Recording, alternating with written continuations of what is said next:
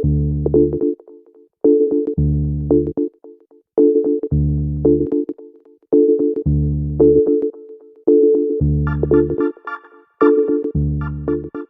subject matter of my work, it's always been about what happens to human beings, and what happens to human beings usually in history, manifested in the past but through contemporary time.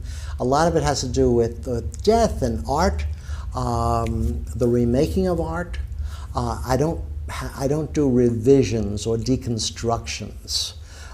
Those are postmodernist terms that don't apply to me, because I'm not a modernist. I never have been a modernist, no less a postmodernist. Well, I'm living in that time, but I don't think this is a theory that people basically put a name to, and something like postmodernism is an architectural term. It doesn't really apply to visual arts. I've never said no to myself. If I have an image, an idea, I'll try it. I've never said to myself, I wish I did that. I try it. Sometimes it doesn't work, but eventually it'll manifest itself somewhere, sometime, to something that is new, totally new to my own psyche and my realization. In fact, I can say that when I construct something, some idea becomes an idea, then it's manifested as a tableau of some sort. And then I put reality into that. I deal with people, and I never know what I'm going to get. I photograph in order to see what I've manifested. I want to see what that looks like as a photograph, not just in the camera, because I want to change that again as the print. I make my own prints, and no one can make those prints for me. And as I make the prints, it changes. I'll either reject it, think of something else, but normally it's too late after I get back from South America or wherever I'm photographing.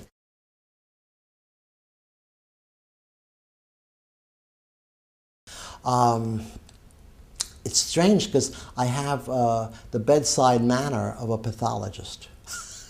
and I can very, very coolly look at people either dead or dying or corpses, and I still see life in that, in them. And because life is such an incredibly intense and wonderful and one-time around manifestation, that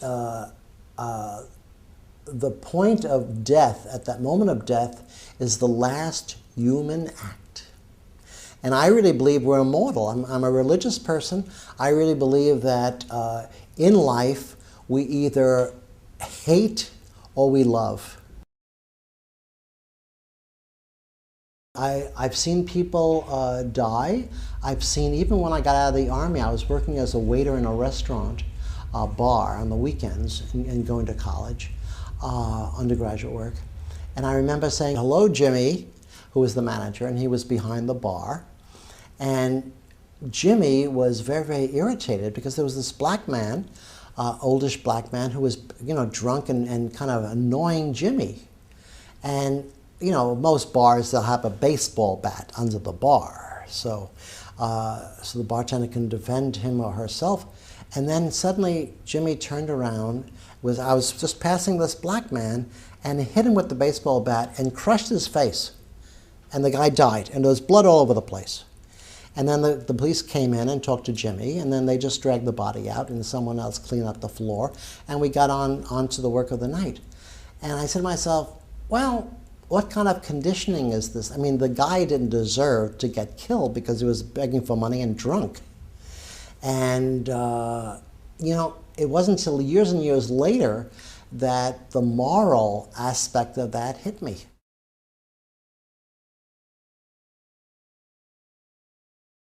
I was most impressed in France. I remember, I have so many shows, but I remember, I think it was in, maybe in Strasbourg, and I remember seeing a couple, and it was my Feast of Fools photograph that I took in Mexico. And it's a toughie, but that image represented, You know, it had the parts of bodies from the straw that this pathologist pulled out. And I was really challenged to make something beautiful out of this sop. It looked like a vision of hell. And so I crowned the photograph with this fetus that was also in the straw. And so the big print was being shown, and I saw this French couple, you know, with this little kid of a baby, and then maybe about a 7-year-old girl too, and they were explaining what this thing was about. I said, this is very important, because if this was shown in the United States, you know, at a gallery circumstance, the reaction would be very, very, very primitive. This was very, very sophisticated. I think the hardest job in the world, 2 jobs, people who are religious teachers, and people who are artists, because I think that they're dealing for sure with non-physical mystery. And the artist's job is to present mystery in a physical form, but that physical form is only a kind of a vapor. My sister, my oldest sister, always says to me, and she's a retired teacher, she says, you know, every artist thinks that they're the greatest artist, and every other artist is shit. I think that's a kind of an ego aspect of the need to make art, and I think all artists have that, not in that violent way. But I think you have to believe in yourself, but that's the whole trick. You have to believe in yourself and yet be selfless. I make the work for myself.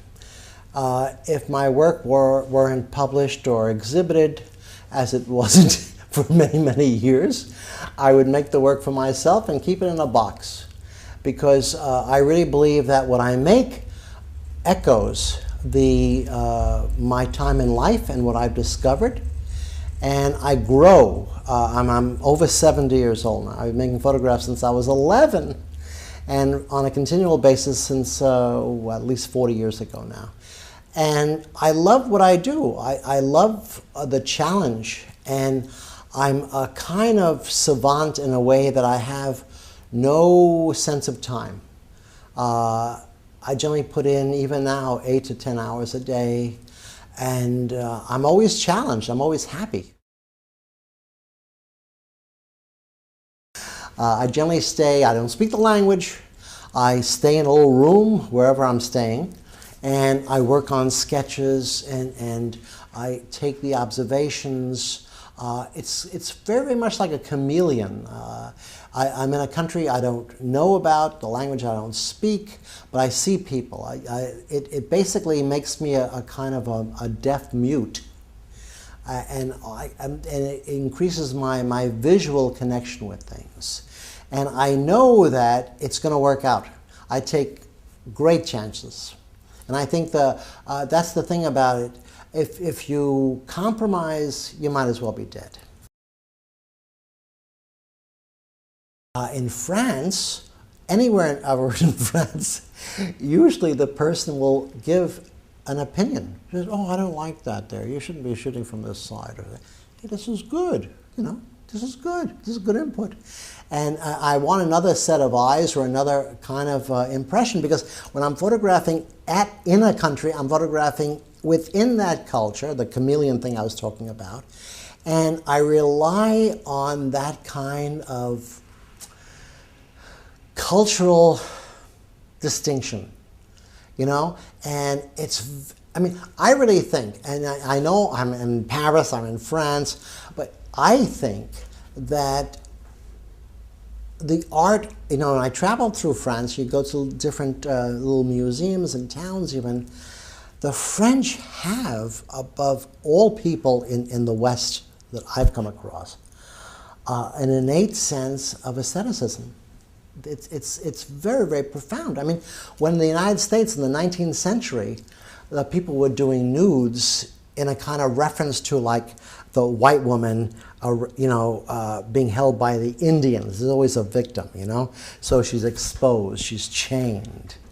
And at the same time in Paris, people were walking around, you know, I mean, they had showing their bodies. It was a different kind of social exposure, a different kind of social engagement. I mean, talk about the modernism starting about 1830. I think that the French would always take the lead. I don't know why that happened. It was their destiny. There's something that continues to this day about this. I think that the French are very, very open to things culturally, and they have this adventurous spirit. I love Paris.